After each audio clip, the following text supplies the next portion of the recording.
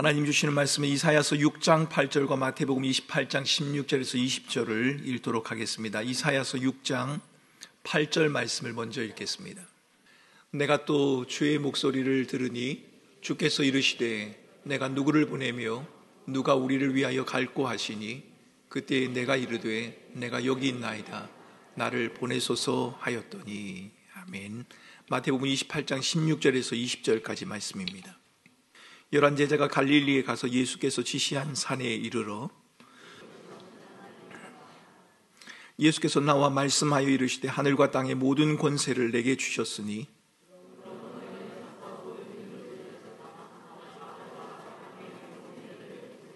같이 읽겠습니다. 내가 너에게 분부한 모든 것을 가르쳐 지키게 하라. 볼지어다 내가 세상 끝날까지 너희와 항상 함께 있으리라 하시리라. 아멘. 여러분, 창세기부터 요한계시록까지 있는 성경 전체의 이야기를 한마디로 요약을 해보라. 누군가가 여러분에게 그렇게 요구를 한다면 어떻게 요약을 해보시겠습니까? 창세기부터 요한계시록까지 있는 많은 이야기들, 수많은 하나님의 역사가 담겨져 있는데 그것을 한마디로 요약을 해보라. 그렇게 말한다면 말입니다.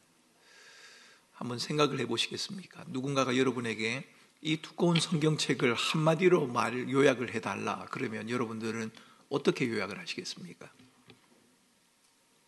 생각을 해보셨습니까? 네, 그럼 옆에 분에게 한번 요약을 해보시기 바랍니다. 뭐라고요? 하나님은? 살아있다. 야, 하나님은 살아계신답니다. 또 어떤 분은 어떻게 요약을 하시겠습니까? 하나님은 사랑이시다. 그래, 여러 가지 말들로 성경을 요약해 볼 수 있을 것 같습니다. 저는 성경을 이렇게 요약할 수 있을 것 같습니다. 하나님의 일은 결코 멈추지 않는다. 하나님의 일하심은 결코 멈추지 않습니다. 그리고 하나님은 자신의 일을 한 번도 포기하지 않으십니다. 멈추지 않으시는 하나님의 일, 포기하지 않으시는 하나님의 사역, 이것을 다른 말로 말하면 하나님의 사랑이다 이렇게 말할 수도 있고, 하나님의 절대적인 주권과 섭리다 이렇게도 말할 수 있을 겁니다.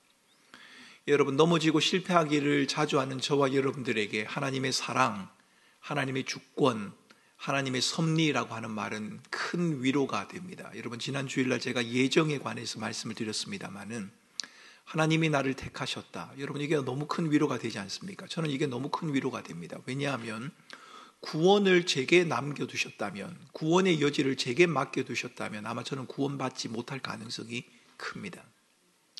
아니면 구원을 받았다고 하면서도 그 구원의 가치를 이 세상 가운데서 누리지 못할 가능성이 큽니다. 우리의 삶의 모습을 보면 그렇단 말입니다. 그런데 하나님이 나를 택하셨습니다. 내가 부족하고 연약함에도 불구하고 하나님이 그 손을 놓지 않으십니다. 그래서 여러분, 하나님의 택하심, 하나님의 예정은 우리에게 큰 위로가 되어집니다. 하나님의 일하심, 포기하지 않으시는 하나님의 일하심이 우리에게 위로가 되어진다는 말입니다. 하나님의 포기하지 않으시는 사랑, 하나님의 일하심은 성경 곳곳에서 나타납니다. 하나님의 포기하지 않는 사랑이 잘 나타나고 있는 대표적인 장면이 바로 교회가 세워지는 장면입니다. 너희들은 나를 누구라 하느냐? 주는 그리스도시요 살아계신 하나님의 아들이십니다. 내가 이 반석 위에 교회를 세울 것이다.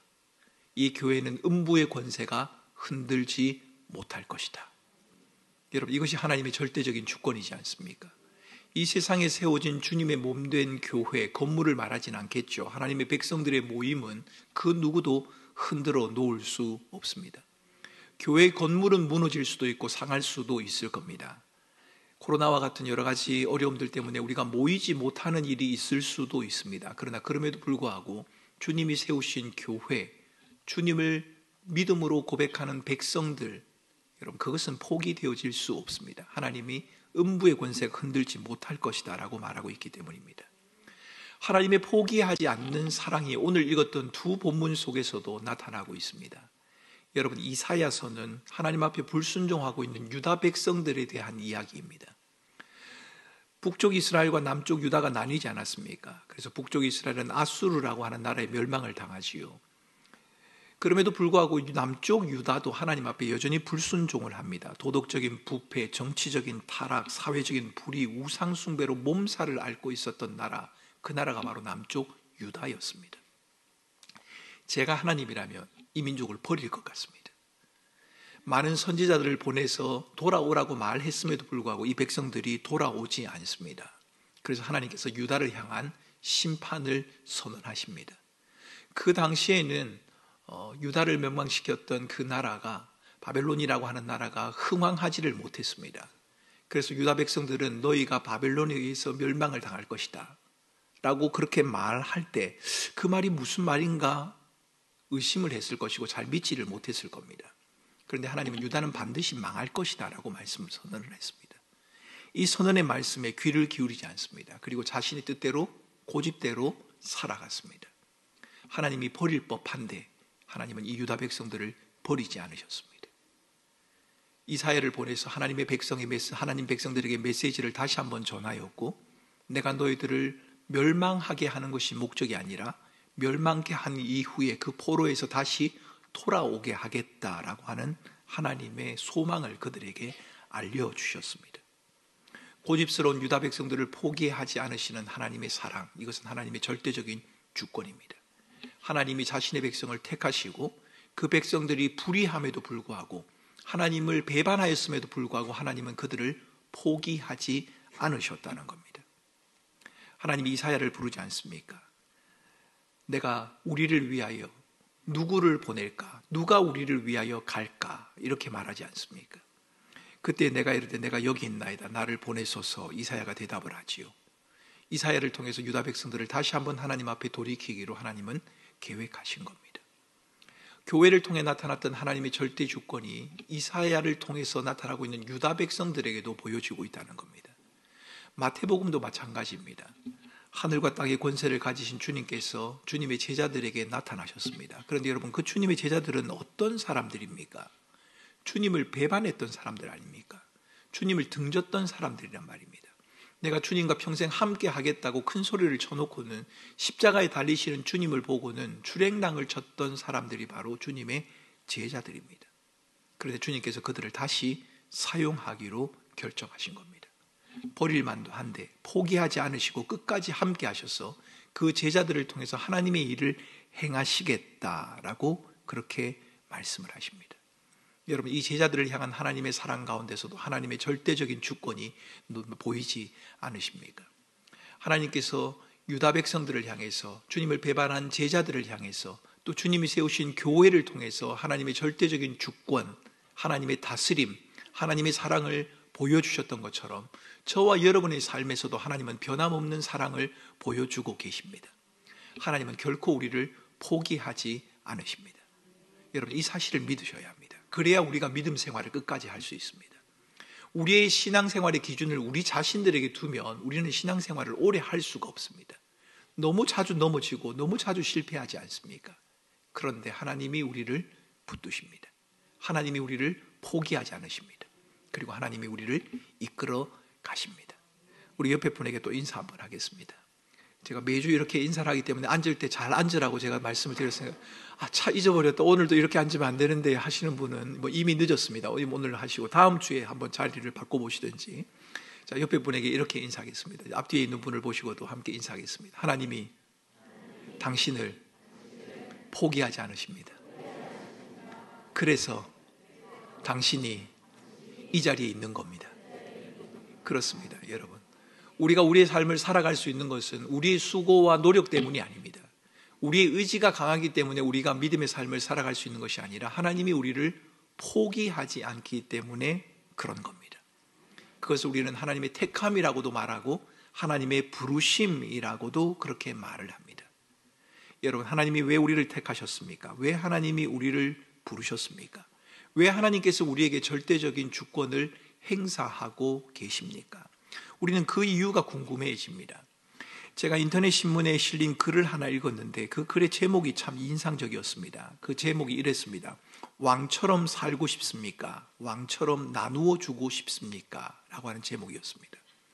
왕이라고 하는 권세를 우리가 물려받았다면 왕처럼 누리며 살아가는 사람도 있을 거고, 왕의 권세를 가지고 나누며 살아가는 사람도 있을 겁니다.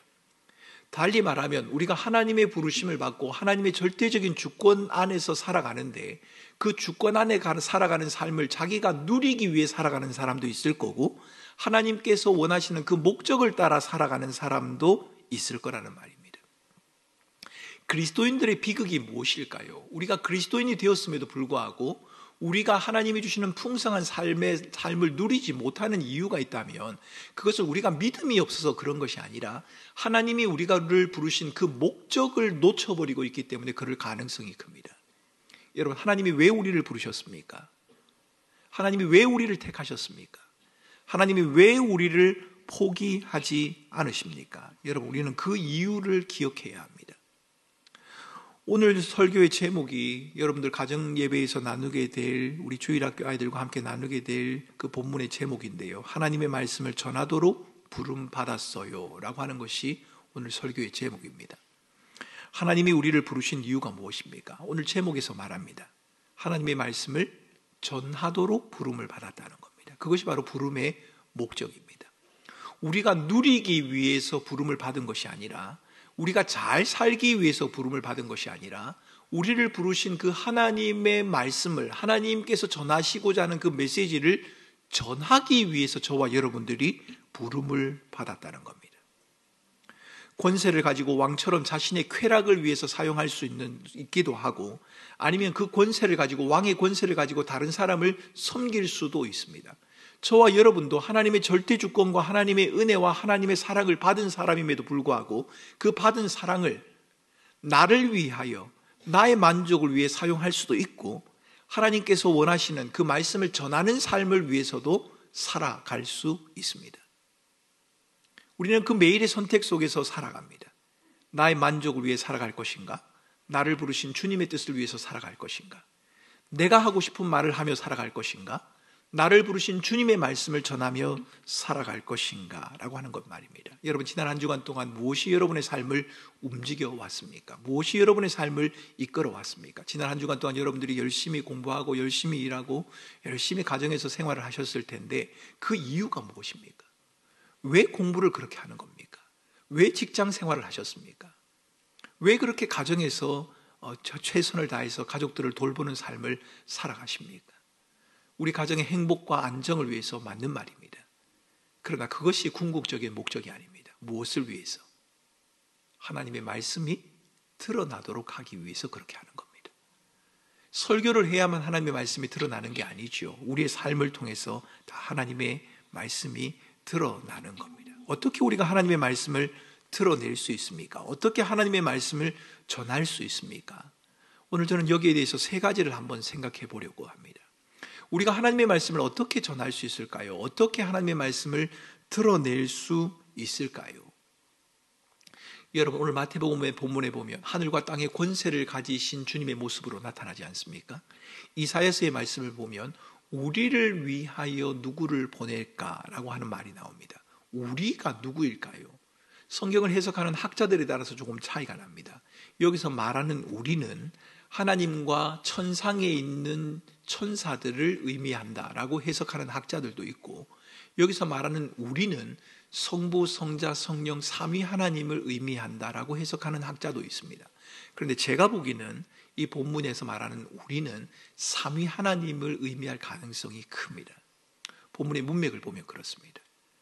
나를 위하여, 하나님을 위하여 누구를 보낼까? 여기서 위하여라고 하는 말은 다른 말로 말하면 대신하여라고 하는 말입니다. 하나님을 대신하여 보냄을 받은 사람이 누구입니까? 저와 여러분입니다.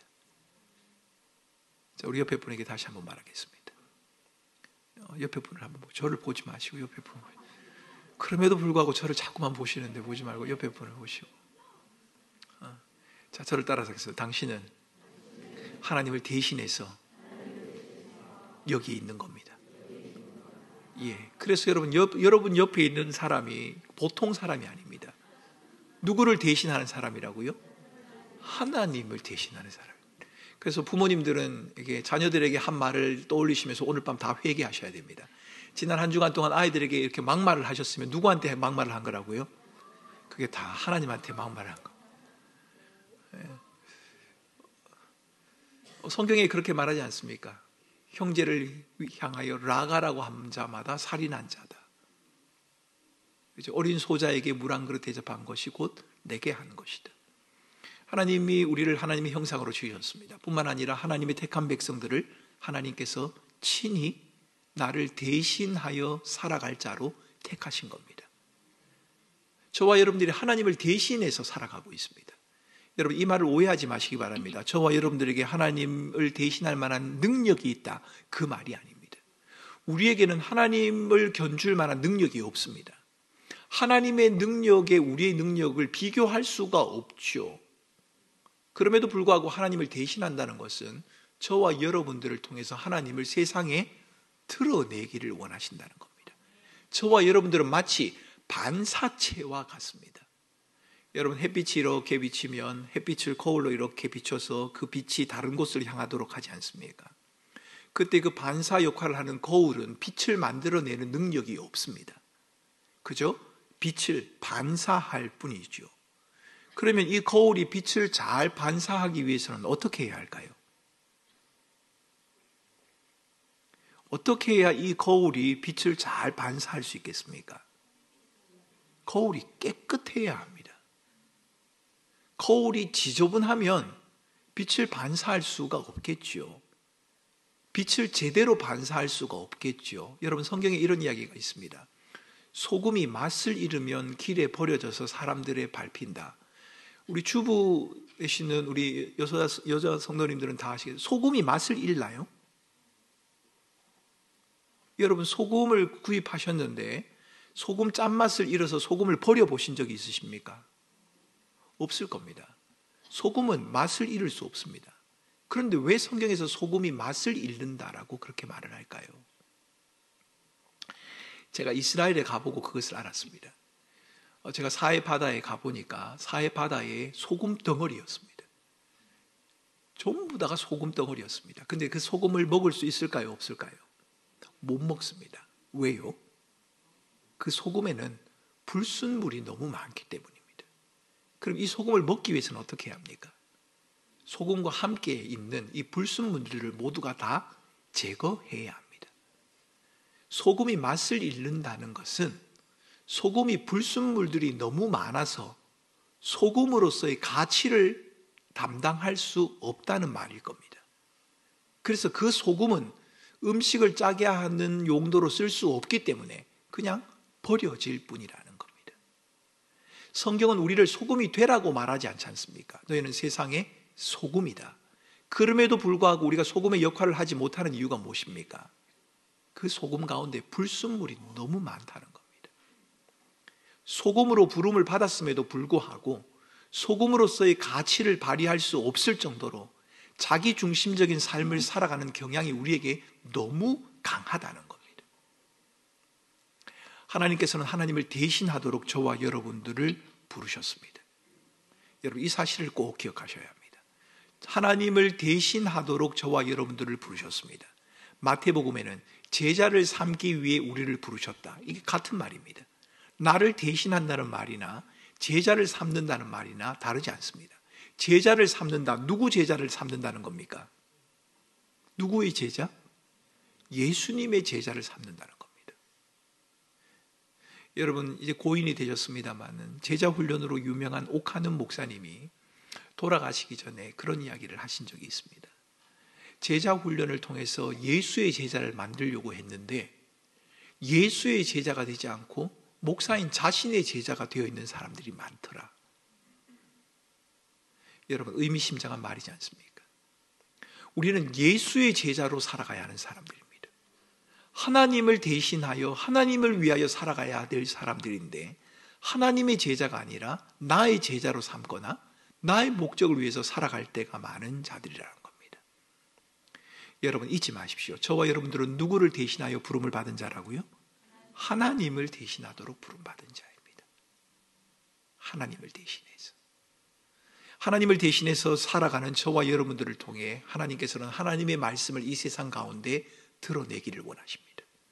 하나님의 영광을 이 세상 가운데 보여주기를 원하신다는 겁니다. 그래서 오늘 마태복음에 뭐라고 말합니까? 우리 주님께서는 우리를 향해서 가라, 그렇게 말하지 않습니까? 너희들은 가라. 예전에 제가 여러분에게 질문을 드린 적이 있습니다만 잊어버렸을 것이라 생각하고, 간다는 말의 반대말은? 역시 잊어버려 주셔서 너무 감사합니다. 제가 여러분에게 여쭌 지가 1년이 되지 않았습니다. 벌써 잊어버려 주셨기 때문에 제가 또 간다는 말의 반대말은?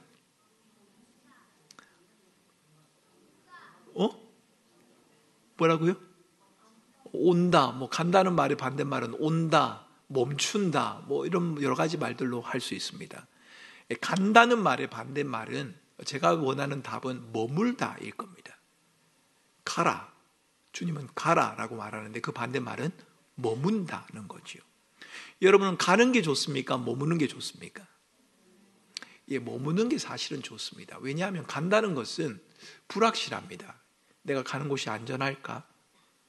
내가 떠나는 그곳에서 나의 삶의 안전을 보장해 줄 수 있을까? 내가 가면 잘 될까? 여러 가지 불안하죠. 근데 머무는 곳은 만족스럽지는 못해도 그래도 좀 안정감은 있습니다. 떠나는 것보다는 머무는 것에 익숙한 것이 저와 여러분들의 본성이라고 생각할 수 있습니다. 여러분, 성경에 나오는 변화산을 기억하십니까? 변화산에서 예수님이 휘황찬란한 모습으로 변화가 됐습니다. 그래서 제자들이 뭐라고 말합니까? 여기가 좋사오니 초막 셋을 짓도록 합시다. 하나는 주를 위하여, 하나는 모세를 위하여, 하나는 엘리야를 위하여. 여기에 머물면 좋겠습니다. 머물고 싶었단 말이에요. 근데 주님은 뭐라고 말합니까? 그렇지 않다고 말합니다. 가야 한다고 그렇게 말을 하죠. 우리는 머물기를 원합니다. 익숙한 자리에 머물기를 원하고, 내가 잘하는 그 자리에 머물기를 원하고, 내가 해왔던 그 자리에 머물기를 원하고, 내가 잘하는 그 자리에 머물기를 원합니다. 그런데 주님께서는 뭐라고 말씀하십니까? 가라고 그렇게 말씀을 하십니다. 오늘 여러분, 이사야가 주의 백성들을 향하여 내가 가겠습니다 라고 말할 때 가는 게 이사야가 안전할까요? 머무는 게 안전할까요? 머무는 게 안전합니다. 왜냐하면 하나님께서 유다는 망할 것이다 라고 하는 메시지를 이사야가 전해야 했기 때문입니다. 그 말을 잘못했다가 목숨을 잃을 수도 있습니다. 나라의 안전을 말해줘야 될 선지자가 나라는 망할 것이다, 너희들은 망할 것이다, 포로로 끌려가야 한다, 바벨론의 포로로 끌려가야 된다 라고 하는 그 말을 해야 한다면 이사야에게는 위기가 찾아올 수 있습니다. 그런데 여러분, 주님의 말씀을 전하기 위해서는 주님께서 우리에게 가라 그렇게 말씀을 하십니다. 익숙한 곳을 떠나라고 그렇게 말하죠. 아브라함도 그랬습니다. 익숙했던 곳을 떠나서 알지 못하는 땅으로 갔단 말입니다. 이스라엘에게 가나안, 낯선 곳입니다. 난공불락의 땅일 수 있습니다. 그런데 그곳으로 가야 하지 않았습니까? 이사야도 마찬가지입니다. 하나님의 뜻을 거스리고 있는 유다를 향해 나아간단 말입니다. 제자들도 마찬가지죠. 가야 합니다. 어디로요? 세상을 향해서 가야 합니다. 제자들이 세상을 향해서 가면 세상 사람들이 뭐라고 말했을까요? 아마 그들을 비난하고 조롱했을 수도 있을 겁니다. 예수를 배반했던 너희들이 무슨 예수에 대해서 다시 말한다고 하느냐, 그렇게 말할 수도 있지 않겠습니까?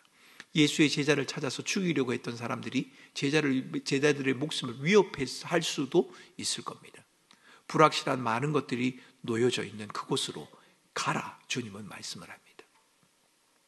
여러분, 우리에게는 이런 믿음이 좀 필요합니다. 주님이 가라 하시는 곳으로 기꺼이 나아갈 수 있는 곳 말입니다. 우리는 우리가 편리한 곳만 우리가 머물러 있어야 하는 곳이라고 생각합니다. 내가 익숙한 곳, 내가 익숙한 사람, 내가 익숙한 장소, 내가 익숙한 것을 하는 것이 우리는 수월하기 때문에 거기에서 하나님의 뜻을 찾으려고 합니다. 아닐 수도 있습니다. 그럴 수도 있지만 아닐 수도 있습니다. 쉽진 않지만, 낯설지만, 익숙하진 않지만 주님이 가라 하시는 그곳으로 기꺼이 나아갈 마음의 준비를 가져야 한다는 겁니다. 여러분, 예전에 제가 말씀드리지 않았습니까? 제 동기가 선교사로 가는데 멀리 아프리카로 가려고 했습니다. 그 아버님이 장로님이셨습니다. 그런데 화가 나셨습니다. 목사인 아들이 선교사로 간다는데 아버지인 장로님이 정말 믿음이 좋으신 분인데 그럴 만한 분이 아닌데 화가 나신 겁니다. 왜 화가 나셨을까요? 그 아들을 향해서 그렇게 말했답니다. 야, 가까운 동남아도 많은데 가기 힘든 아프리카를 왜 그렇게 가려고 하느냐는 겁니다. 동남아에 있으면 아버지가 가고 싶을 때 가서 그래도 자식 얼굴이라도 볼 수 있는데 아프리카를 가게 되면 몇 시간 비행기를 타고 가야 하기 때문에 갈 수 없지 않습니까? 그것 때문에 힘들어서 이 아버지가 화를 내신 겁니다. 부모의 마음으로 충분히 이해할 수 있습니다. 그런데 여러분, 주께서 우리로 하여금 가라고 하는 것이 가까운 곳일 수도 있지만 먼 곳일 수도 있습니다. 내가 예상했던 곳일 수도 있지만 나의 예상을 완전히 벗어나는 곳일 수도 있습니다. 그래서 여러분, 저는 우리 청년들과 우리 학생들에게 이렇게 말씀드리고 싶습니다. 여러분들의 장래를 향해서 하나님 앞에 기도할 때, 우리 성도들도 마찬가지일 겁니다. 하나님에게 답안지를 제시하고 그 답안지에 사인을 해달라고 기도하지 말고 하나님이 원하시는 곳이 어딘지를 먼저 물어보시기 바랍니다. 그리고 익숙한 곳만 모아두고 그 중에 하나를 선택하려고 하지 말고 모든 것에 대한 가능성을 다 열어두고 하나님 앞에 기도해 보시기 바랍니다. 혹시 낯선 곳으로 가라고 하면 어떻게 하느냐고요? 그럼 가야지요. 주님이 가라시는 그곳에 하나님의 은혜가 있고 하나님의 평강과 하나님의 인도하심이 머물기 때문에 우리는 가야 합니다. 왜요? 우리가 하나님의 부름을 받은 것은 하나님의 말씀을 전하기 위해서 부름을 받은 자들이기 때문입니다. 그러기에 여러분, 가는 것을 두려워하지 마시기 바랍니다. 어디로 가야 할는지 모릅니다. 어디로 하나님이 인도하실는지 모릅니다. 그런데 찬송가에 나오는 것처럼 초막이나 궁궐이나 내 주 예수 계신 그곳이 영원한 하나님의 나라입니다. 여러분, 저와 여러분들이 하나님의 나라를 위해 부름을 받았다는 것, 하나님의 말씀을 전하기 위해 부름을 받았다는 것을 여러분 잊지 마시기 바랍니다. 그 부름을 위해서 주님이 가라시는 곳이라면 그곳이 바로 하나님의 나라요, 천국이란 것, 하나님의 임재가 있는 곳이란 것을 여러분 꼭 기억을 하셔야 합니다. 신학자인 마이클 호튼이라고 하는 신학자가 자신의 책인 위대한 사명이라는 책에서 이런 이야기를 했습니다. 오늘날 교회의 문제는 세상만 탓하고 교회 안에서 다음 세대로의 제자 삼기를 놓쳐버린 점이다. 교회의 문제는 나태함이 있는 것이 아니라 잘못된 방향으로 가고 있다는 것이다. 여러분, 이렇게 지적을 했습니다. 교회의 문제는 나태함이 있는 것이 아니라 잘못된 방향으로 가고 있는 것이다. 다른 말로 말하면 목적을 놓쳐버렸다는 겁니다. 다시 한번 말씀드립니다. 하나님 왜 우리를 부르셨습니까? 하나님의 말씀을 전하기 위해서 부름을 받았습니다. 다 목사가 되라는 말이 아니라 우리의 삶의 모습은 다 다르지만 각기 다른 삶의 모습을 통하여 하나님의 말씀을 전하기 위해 저와 여러분들이 부름을 받았다는 것을 여러분 잊지 마셔야 합니다. 그래서 주님은 우리에게 말씀하십니다. 가라라고 그렇게 말씀하시죠. 가라. 오늘부터 여러분 한번 물어보시기 바랍니다. 하나님, 내가 일평생 내가 주의 복음을 위해 머물러야 할 곳이 어디입니까? 내가 한평생 살아야 할 곳, 주의 복음을 위해서 살아야 할 그 삶의 현장이 어디입니까? 물론 중간에 바뀔 수는 있겠죠. 변경될 수도 있을 겁니다. 하지만 분명한 것은 주님의 복음을 전하기 위해 저와 여러분들이 부름을 받았다는 사실, 그곳은 익숙한 곳이 아니라 할지라도, 낯선 곳이라 할지라도 그곳에는 하나님의 임재와 하나님의 다스림이 있다는 사실을 여러분들이 기억하셔야 합니다. 낯선 곳으로 가는 것이 두렵지 않습니까? 그런 자들을 향해서 주님은 이렇게 말합니다. 볼지어다, 내가 세상 끝날까지 너희와 항상 함께 있을 것이다. 여러분, 이게 주님의 약속입니다. 주님의 함께 하심은 주님의 사명을 감당하는 자들에게 주어지는 하나님의 위대한 선물입니다. 구약 성경에는 그렇게 말했죠. 주님께서는 주님의 백성들을 부르신 후에 두려워 말라, 놀라지 말라, 내가 너와 함께 할 것이다. 그렇게 말씀하신 주님께서는 내가 세상 끝날까지 너희와 항상 함께 있을 것이다 라고 그렇게 말씀하신다는 겁니다. 주의 말씀을 전하기 위해 부름을 받은 주님의 백성들을 주님은 결코 홀로 버려두지 않으십니다.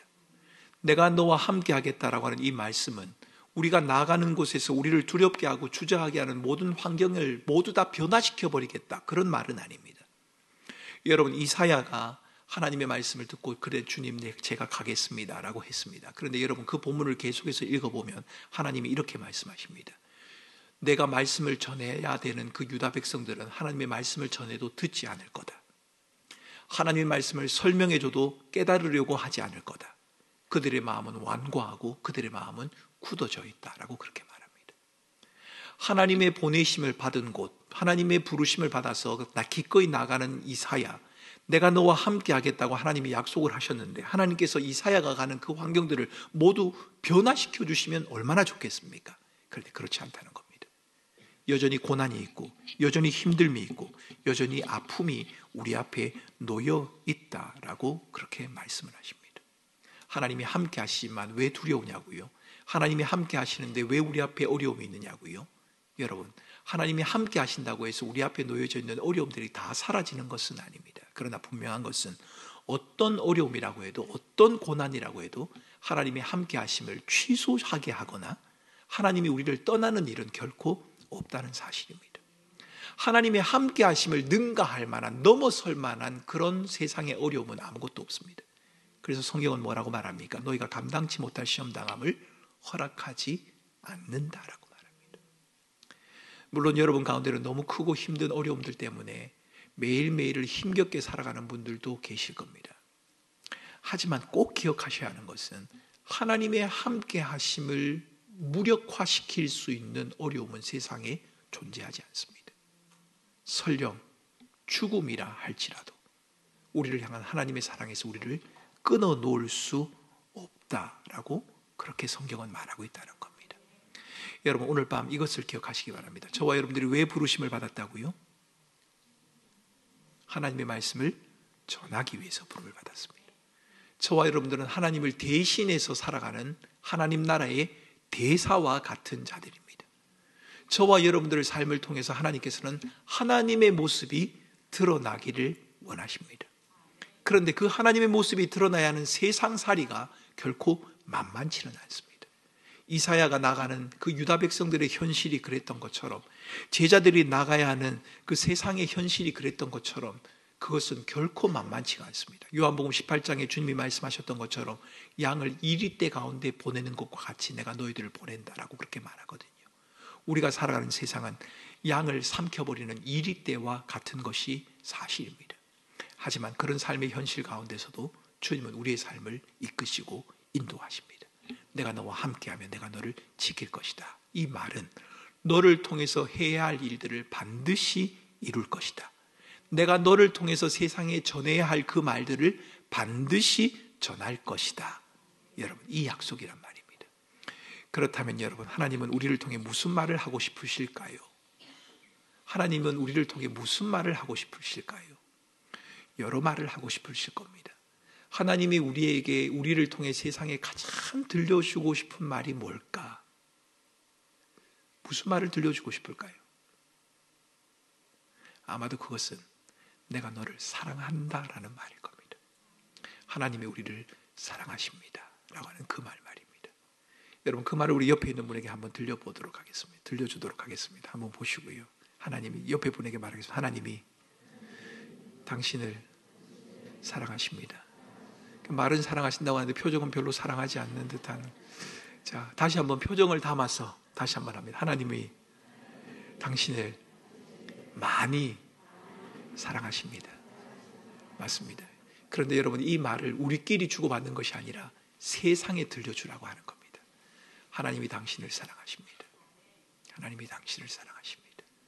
그런데 안타깝게도 우리는 그 사랑으로부터 너무 멀리 떨어져 있습니다. 멀어져 있습니다. 무엇 때문에요? 죄 때문에. 우리는 다 하나님 앞에서 죄인입니다. 하나님이 우리의 죄를 용서하기를 원하십니다. 우리가 그렇게 말을 해줘야 한다는 겁니다.